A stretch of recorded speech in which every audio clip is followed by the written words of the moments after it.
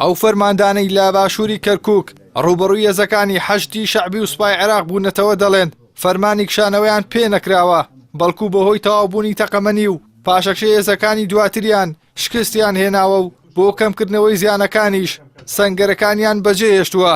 ئەوە لە کاتێکدایە پێشتر جەعفەر شێخ مستەفا فەرماندەی هێزەکانی هەفتای یەکێتی ڕایگەیاندبوو خۆی فەرمانی کشانەوەی بە هێزەکانی پێشمەرگە کردووە.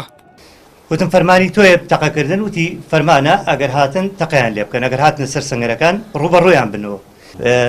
پاشەکشێنیە شکاوین کاک بەسەراحەت بەرگەمان نەکرد ئەجینا هیچ فەرمانێک نەبە من کراوە بکشێمەوە و من نە هیچ فەرمانێکم بۆ خوار خۆم دەرکرد کە بکشێتەوە.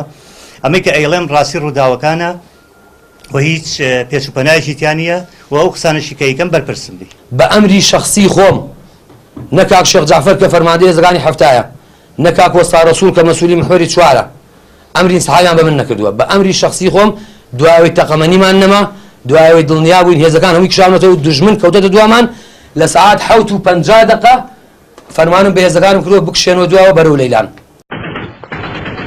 تەنها پێشمەرگەکانی لیوای 102 لیوای 128 و لیوای یەکی هێزا و بەشەکانی وەزارەتی پێشمەرگە و هێزە تایبەتەکانی کۆسرەت ڕەسوول لە باشووری کەرکووک و ناوچەی ناحیەی تازە ماوەی 6 کاتژمێر شەڕیان کردووە لە بەرامبەر هێزەکانی حەشتی شەعبی و حکوومەتی عێراقیدا بەڵام هیچ هێزێکی پشتیوانیان پێ نەگەشتووە و لە ئەنجامدا 26 پێشمەرگە شەهید بوون و 67 بریندار بوون.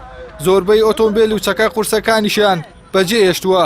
هەروەها فەرماندەکانی پێشمەرگە هۆکاری شکستەکەیان بۆ نابەرامبەری هێز دەگەڕێنەوە بەڵام زۆربەی چاودێران پێیان وایە بەڕێکەوتنی پێشتر ئەو ناوچانە ڕادستی هێزە عێراقیەکان کراون. کە شەڕە گەورەکە کەوتە سەر کاک ڕێبوار و کەوتە سەر ئێمە چەکی زۆر سەیران پێ بوو.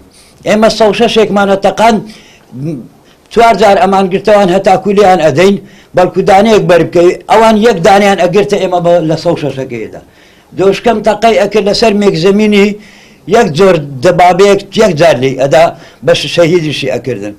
باجەڕێتر و 57 ترم لێ بوو مقاومەیان ئەکرد و جوابی ئاگری ئەوانە ئەمان بێک دانە چەکانی مربەر ئەکەوت. ئەمە شەڕەکان بۆ شوێ بوو.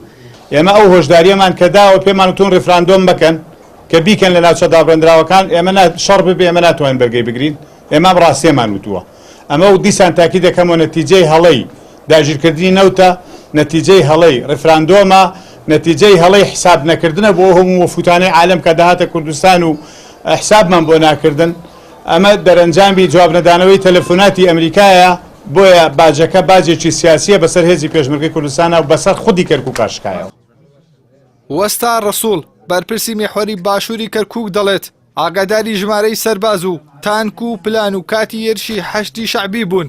بەردەوام سەروی خۆی لێ ئاگادار کردووەتەوە کە هێزەکانیان نابەرامبەرن بەڵام ئەو زانیاریانەی لە فەرماندەکانی شاردووەتەوە هەروەها ئاماژەی بۆ وەش دەکات ئەوەی بەسەر هێزەکانی پێشمەرگەدا هات پلانی نێودەوڵەتیە و بە سەرپەرشتی ئێران و بە چەکی ئەمریکی کراوە. هۆکاری شکستەکانیش دەخاتە ئەستۆی ئەنجومەنی سەرکردایەتی سیاسی کوردستان. ئیحسان سابر کەناڵی ئاسمانی پەیام سلێمانی.